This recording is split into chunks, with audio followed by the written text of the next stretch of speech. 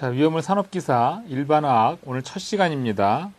그런데 이제 오늘 얘기를 하다 보면 아무래도 원자 주기율표에 관련된 얘기들을 좀 같이 할 수밖에 없는데 혹시 본인이 주기율표 관련해서 아직 학습이 좀 덜 되신 분이 있다면 2장에서 주기율표 학습을 좀 하시고 그리고 이 강의를 들으시면 훨씬 편하게 들으실 수 있을 겁니다. 자, 우선 교재 첫 번째 장 물질의 상태와 변화에 대해서 설명을 드리겠습니다.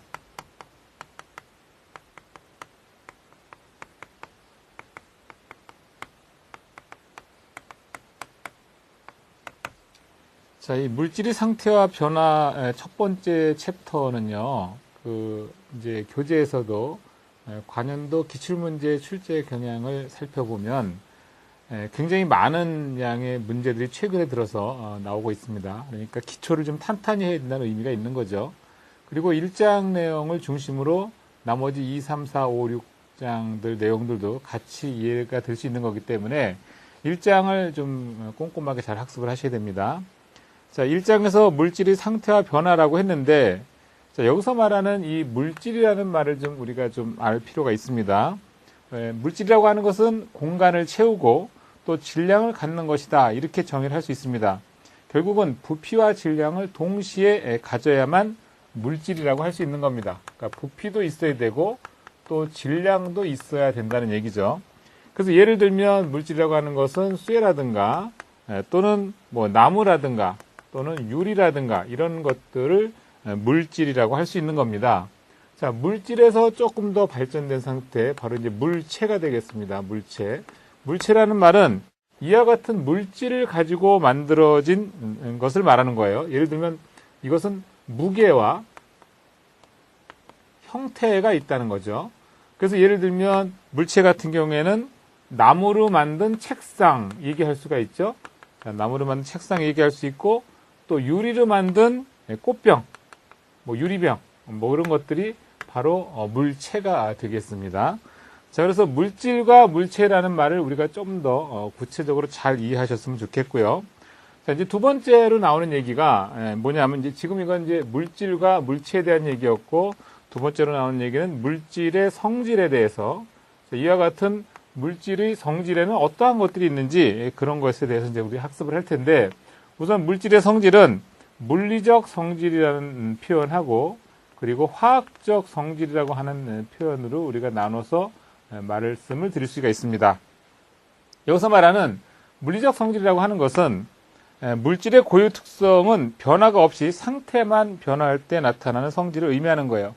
예를 들면 자, H2O라고 하는 물이 H2O라는 물이 얼음 상태에서 다시 물로 액체로 갔다가 기체가 되는 증기, 수증기가 되는 상태 이렇게 변하는 것은 사실은 기본적으로 H2O라는 것은 변하지 않고 고체에서 액체로, 액체에서 기체로 이렇게 변화하는 것을 바로 물리적 성질이라고 합니다. 그래서 이제 우리가 보통 고체에서 액체로 변화하는 것을 우리가 융해, 녹는다는 거죠. 그리고 액체에서 기체로 가는 것을 기화라고 하고 다시 기체에서 액체로 가는 것은 액화, 액체에서 고체로 가는 것은 응고라는 표현을 쓰는 거예요. 그리고 이제 기체에서 고체 또는 고체에서 기체로 바로 가는 경우도 있는데 이런 경우 우리가 이제 승화라는 표현을 쓰죠. 그래서 우리가 이제 피가 났다가 피가 멈추면 딱정해지는 것도 일종의 응고라고 표현하는 거죠. 고체화됐다는 얘기죠. 그런 식으로 이해를 하시면 되겠습니다. 자, 여러분들 그 교재에서 보시면 그래서 이제 뭐 참고사항에 제가 넣어드렸는데요. 고체는 모양이 일정하고 부피도 일정하고 분자 운동도 뭐 그 일정 위치에서는 진동 운동을 하지만 분자 간 인력은 굉장히 강하다 이렇게 말씀을 드릴 수가 있습니다. 그에 비해서 기체 같은 경우에는 모양이나 부피도 일정하지도 않고 또 분자 간 인력도 굉장히 약하기 때문에 무질서한 상태를 보여주고 있다라는 얘기가 되겠습니다.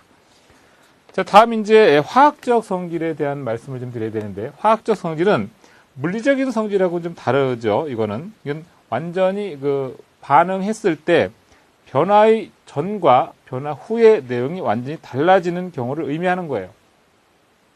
자, 예를 들면 이런 경우가 있죠. 이제 화학적 성질로서는 화합이라고 하는 내용을 가지고 말씀을 드릴 수가 있는데 탄소하고 산소하고 만나서 CO2가 됐습니다. 그러면 이 경우는 반응 전과 후가 내용이 이건 완전히 다른 내용이거든요. 이런 경우는 우리가 화학적 변화 또는 화학적 성질의 일부분이라고 할 수 있습니다. 그래서 화학적 성질에는 이와 같이 화합에 관련된 컨비네이션에 관련된 다시 말해서 A와 B가 만나서 A, B가 되는 형태를 화합이라고 하고 그 다음에 예를 들어서 A, B가 A와 B로 되는 경우 예를 들면 H2O가 2몰의 H2O가 2몰의 수소와 산소가스로 생성이 되는 경우 이런 경우가 바로 이제 분해 반응의 일종이라고 하겠습니다. 분해. 그래서 화학적 성질을 설명할 때는 이와 같이 화합이라든가 분해라든가 또는 치환이라는 걸 가지고서 또 설명을 드릴 수도 있는데 치환이라고 하는 것은요. A하고 BC가 만나서 A, C 플러스 B 다시 말해서 A가 B 대신에 치환되고 B는 따로 떨어져 나가는 형태를 치환 반응이라고 하는데 예를 들면 아연하고 황산하고 반응을 시켰더니 그러니까 황산에다가 아연을 넣어주는 경우죠. 이럴 경우에는 ZnSO4 황산 아연하고 수소가스가 발생한 형태 이런 것도 역시 반응 전과 후가 다른 형태가 되니까 이런 걸 우리가 이제 화학적 성질의 일부분이라고 볼 수가 있습니다. 이거 외에도 복분해라고 하는 표현이 있어요. 복분해. 복분해라고 하면 AB 플러스 CD는 AD 플러스 CB 그래서 이렇게 서로 치환을 해주는 경우를 의미하는 거예요. 예를 들면 HCl 염산하고 NaOH 수산화나트륨이 같이 반응을 해서 NaCl과 그 다음에 H2O로 나오는 경우 이런 경우가 바로 복분해 형태로서 화학적 성질을 의미하는 것이라고 보시면 되겠습니다. 자, 그래서 지금까지 계속 이제 물질에 대한 말씀을 드렸고 물질의 기본적인 성질 뭐 이런 얘기를 드렸는데 자, 그렇다면 이와 같은 물질은 저희가 이제 분류를 좀 할 수 있어요. 기본적으로 물질은 이제 질량과 부피를 갖는다고 했는데 물질은 크게 나누면 순물질과 이제 혼합물의 형태로 두 가지로 분류를 할 수가 있습니다. 순물질은 일단 고정된 성질을 의미하는 거고 혼합물은 얼마든지 변화가 가능하다. 그 중에 다시 순물질은 단체라고 하는 것과 그 다음에 화합물 이렇게 두 가지로 나눌 수가 있어요. 여기서 말하는 단체라고 하는 것은 다른 말로 하면 호던서 물질이라고도 합니다. 자, 이게 물론 이제 금방 예를 들어 설명을 드리겠지만 단체라고 하는 것은 호던서 물질로서 한 가지 원소로만 이루어진 순물질을 의미하는 거예요. 예를 들면 H2 수소가스는 수소 하나로만 이루어진 순물질, 산소가스, 오존 또는 금, 백금, 자 이런 것들이 전부 다 한 가지 원소로만 이루어져 있기 때문에 이런 것들을 우리가 단체라고 하는 거고요. 화합물이라고 하는 것은 두 가지 이상으로 이루어진 두 개 이상의 원소로 이루어진 순물질을 의미합니다. 자, 그런데 화합물은 다시 유기화합물하고 그리고 무기화합물하고 역시 두 가지로 나눠져요. 그래서 이제 유기화합물 하면 이건 다른 말로 하면 또 탄소화합물이라고도 합니다. 탄소화합물. 역시 금방 말씀드린 것처럼 화합물이라고 하는 것은 두 개 이상의 원소로 이루어진 순물질이라고 했으니까 자, 예를 들면 이런 거가 되겠죠. 예를 들면 CH3OH 그러면 탄소, 수소, 산소 두 개 이상의 원소로 이루어졌습니다. CH3AL 그러면 역시 탄소, 수소, 알루미늄 이렇게 세 가지로 이루어진 물질이 돼버리니까 자, 그리고 또 한 가지 우리가 예를 든다면 이런 게 또 있을 수 있죠. C6H2 그 다음에 CH3의 NO2의 3 이렇게 탄소, 수소 그 다음에 질소, 산소까지 여러 가지 것들이 나오게 되는데 이렇게 여러 가지 원소로 이루어진 순물질을 우리가 유기화합물 이렇게 표현을 합니다. 자, 그런데 단순히 이렇게 원소가 3개 이상이라고 유기화합물이라고 하는 것이 아니라 아까 서두에 말씀드린 것처럼 이와 같이 탄소화합물 다시 말해서 이 화합물 중에는 탄소 성분이 반드시 포함이 되어 있어야만 유기화합물이라고 하는 겁니다. 자, 이번에는 같은 원소 2개 이상으로 된 화합물 중에서 탄소가 없는, 예를 들면 KClO3, 칼륨, 염소, 산소 이런 경우에는 탄소 없이 2개 이상의 원소로 이루어진 화합물이기 때문에 이런 거를 무기화합물 이렇게 얘기합니다. 자, 또 P4S3 하면 이것도 역시 인, 황 이렇게 2가지 원소로 이루어진 것이 되겠고, 자, 그 다음에 NaH 그러면 나트륨, 수소와 나트륨이죠. 이런 경우에도 역시 무기화합물군에 속한다고 보시면 되겠습니다. 자, 그 다음에 또 이런 게 있을 수 있죠. HNO3, 그 다음에 HClO4 뭐 이런 것들이 있을 수 있죠. 자, 그래서 지금 보시면 2가지 이상의 원소로 이루어진 순물질로서 탄소가 없는 경우에는 무기화합물군이 되겠습니다. 저희가 이제 위험물에 대한 일반 화학을 말씀을 드리는 거니까 이제 나중에 위험물 성상 및 취급에 가서도 이제 설명을 드리겠지만, 지금 이 경우가 이제 위험물 중에 1류 위험물에 속하는 것이고, 이 경우는 2류 위험물, 이 경우가 3류 위험물, 그리고 이 경우가 바로 6류 위험물군이 되겠습니다. 따라서 위험물은 전체적으로 1류부터 6류까지 나눠지는데, 그들 중에서 1류, 2류, 그 다음에 3류 일부, 그 다음에 6류 전체가 바로 무기화합물군에 속하는 것이고, 지금 이거 보시면 이게 이제 3류 중에 일부가 될 것이고, 이게 4류가 되고, 이것이 바로 5류가 되겠습니다. 따라서 4류 전체, 그 다음에 3류 일부, 그 다음에 5류 전체는 바로 유기화합물군으로 이루어져 있는 것이다. 이렇게 이해를 하시면 되겠습니다. 자, 다시 한번 말씀드리지만, 순물질은 단체와 화합물로 나뉜다. 단체는 한 가지 원소로 이루어진 순물질, 화합물은 2개 이상의 원소로 이루어진 순물질이라고 생각하시면 되겠습니다. 혼합물은요, 이거 이제 저희가 중요하게 다루진 않지만, 어떻든 혼합물은 균일 혼합물하고, 그 다음에 불균일 혼합물 2가지가 있다는 거예요. 이제 한 개의 상으로 이루어진 게 균일 혼합물이 되겠고요. 2개 이상의 상으로 이루어진 것이 바로 불균일 혼합물이 되겠습니다. 예를 들면, 균일 혼합물은 소금물 같은 경우, 소금물이라든가 또는 설탕물 또는 바닷물 이런 경우가 다 균일 혼합물에 속하는 것이고, 불균일 혼합물로는 우유라든가 또는 찰흙이라든가 또는 화강암 이런 것들이 바로 불균일 혼합물에 들어가는 게 되겠습니다. 그래서 이와 같이 순물질과 혼합물을 구별할 때는요, 일단 끓는 점이 서로 다르기 때문에 순물질은 예를 들어서 끓는 점이 어느 정도 온도가 올라가다가 멈춘 상태에서 더 이상 변하지 않는 것이 바로 순물질이 되겠고, 만약에 이제 순물질이 아니라 혼합물인 경우에는 올라가다가 한 번 변하고 한 번 더 변하는 변곡점이 2번 생기는 거죠. 이런 경우를 통틀어서 우리가 이제 순물질하고 혼합물을 구별하는 방법으로서는 끓는 점 차이를 이용해서 구할 수가 있다. 이렇게 보시면 되겠습니다. 그래서 금방 여기 말씀드렸던 이런 혼합물 같은 경우에 이제 분리 방법, 이제 용해도차를 이용하는 게 재결정법이 되겠고요. 그 다음에 특정한 용매에 녹여서 추출해서 분리하는 방법을 추출법, 그리고 승화되는 고체와 승화되지 않는 고체의 혼합물을 가열에 의해서 승화성 물질이 증기가 돼서 분리하는 방법을 승화법, 이렇게 얘기를 합니다.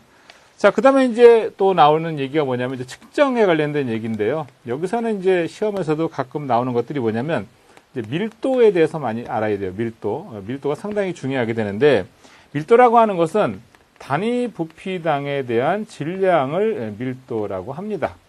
따라서 예를 들어서 우리가 이제 밀도를 암기를 할 때 이거 자꾸 이제 잊어버리는 학생들이 있어서 제가 이제 설명을 드리는데, 밀도는 density죠. density, 영어로 하면 density. 그리고 부피는 볼륨이라고 하는 겁니다. 볼륨.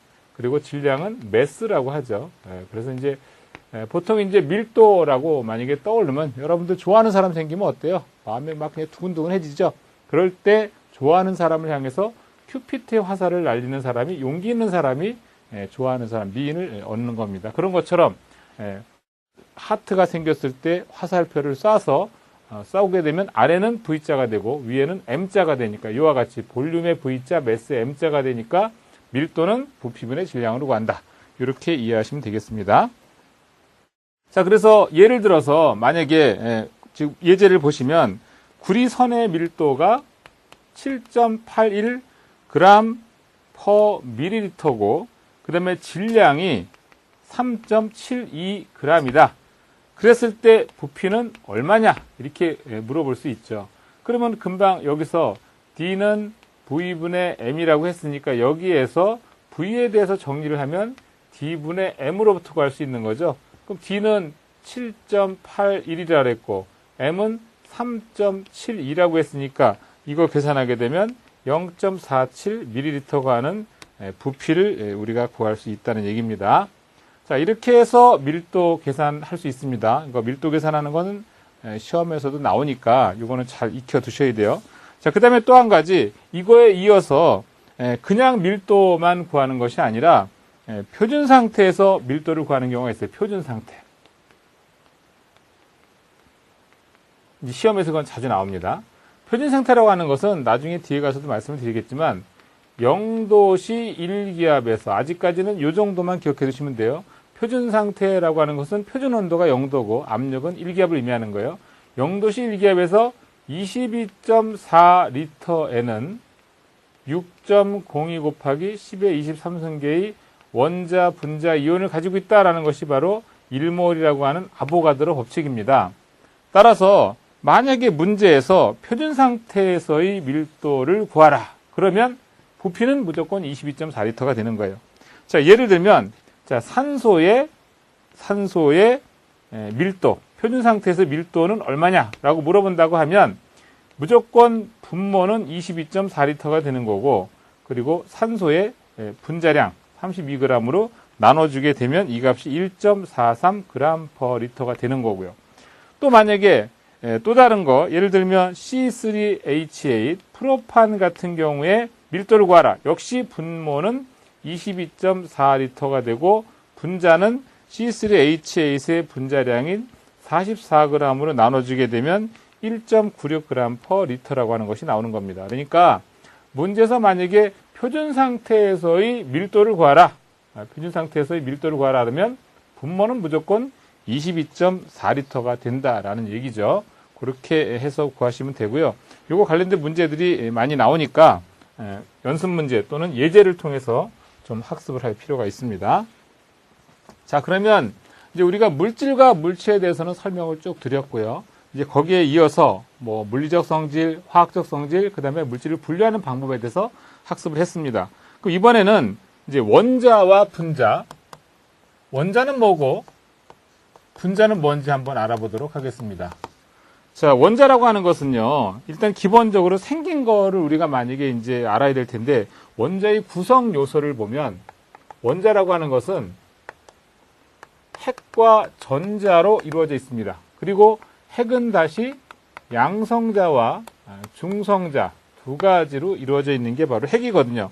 결과적으로 전체적으로 원자는 양성자, 중성자, 전자로 되어 있는 것이다. 이렇게 보시면 되겠습니다.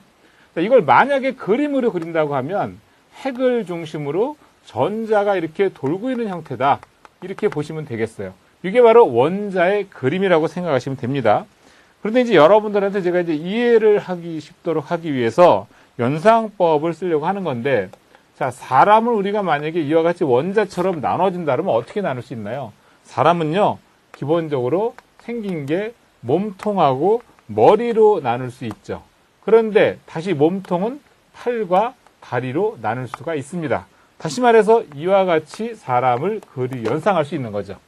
그러니까 사람을 이렇게 연상해서 우리가 그림을 그리는 것처럼 원자도 상상하면 이렇게 그림을 그릴 수 있다는 겁니다.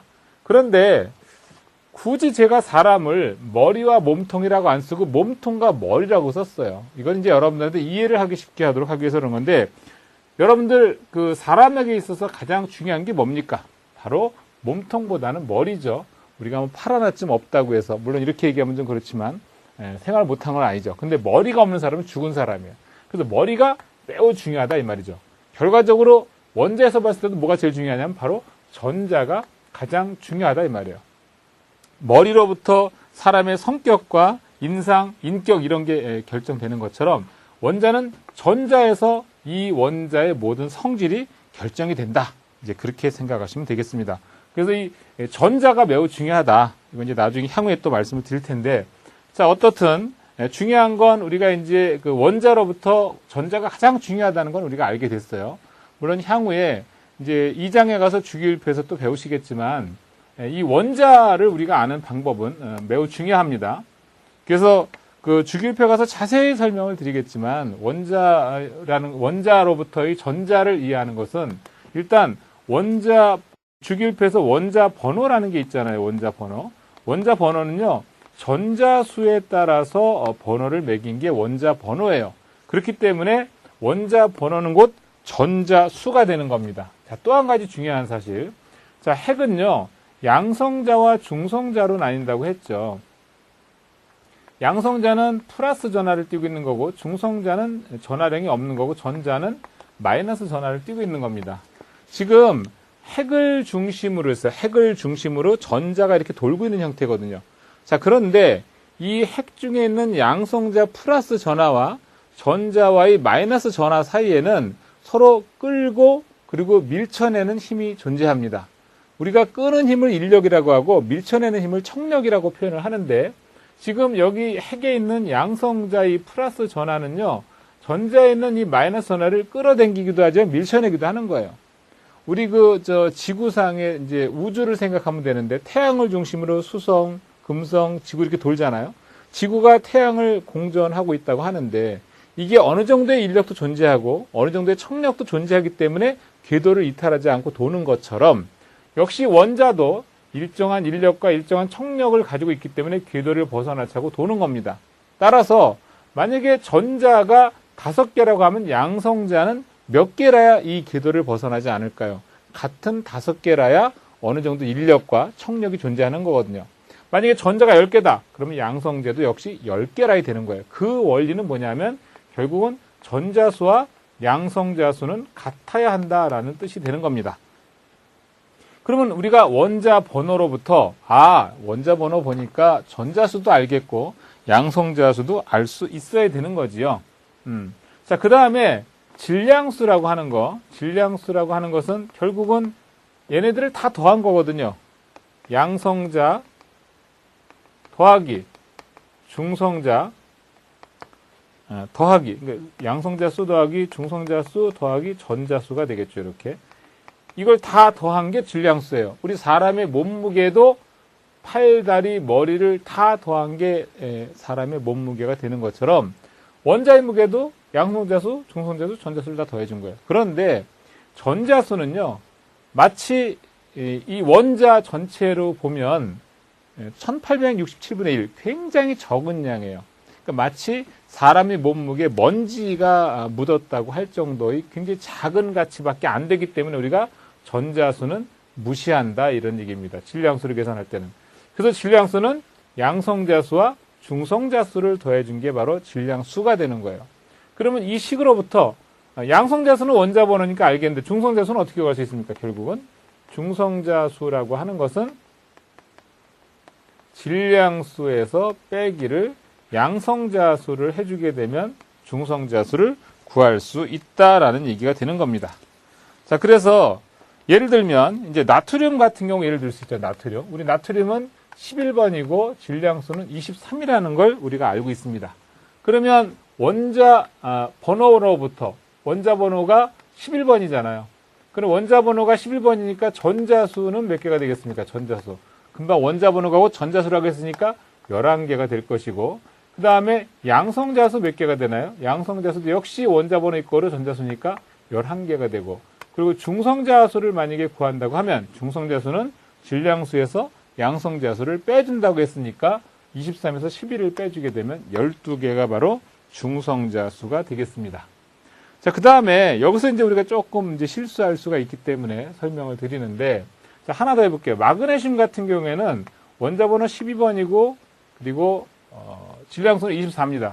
그러면 전자수는 몇 개가 될까요? 전자수는 원자 번호니까 곧 12개가 되겠고 자, 양성자수 하게 되면 양성자수도 12개. 그 다음에 중성자수 몇 개인가요? 중성자수 12개 이렇게 되죠. 왜냐하면 24에서 12를 빼는 거니까.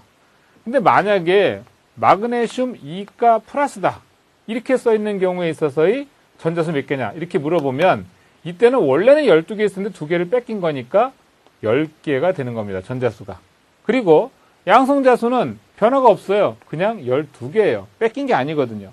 그리고 중성자수는 질량수에서 양성자수를 빼준 거니까 12개가 된다. 이렇게 보시면 되겠습니다. 이거 헷갈리시면 안 돼요. 자, 하나 더.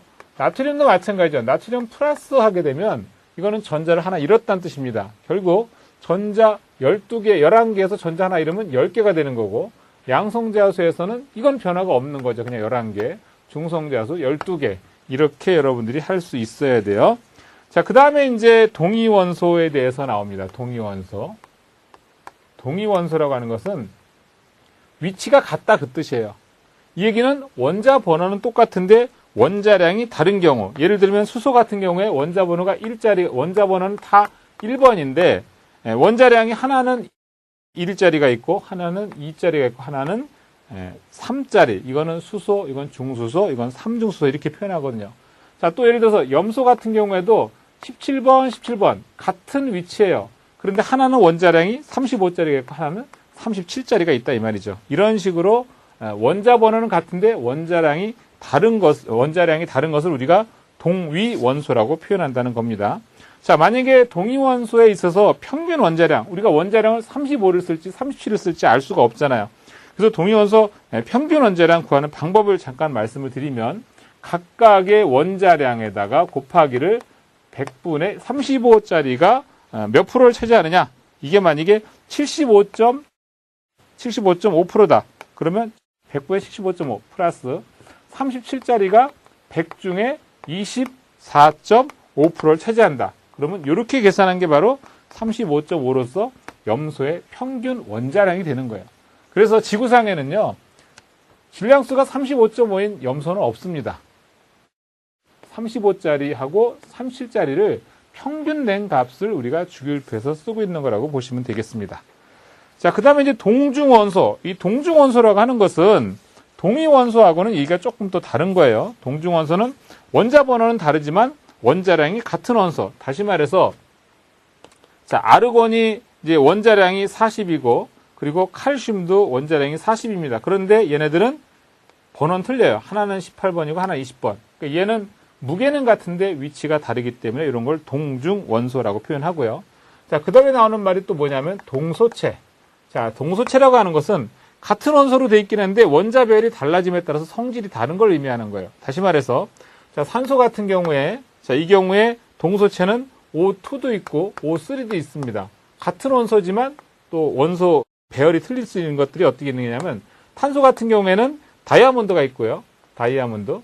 자, 그 다음에 흑연이 있고, 이거는 같은 탄소로 되어 있지만 하나는 이 둘 다 배열이 틀려서 우리가 이제 이런 경우를 동소체라고 하는 거예요. 배열이 달라져서 성질이 달라지는 경우. 이런 경우에는 연소 생성물을 알아보면, 태워보면 다 이산화탄소가 나왔다. 아, 다이아몬드든 흑연이든 다 이산화탄소다. 그러면 그런 경우에는 우리가 동소체라고 말을 합니다.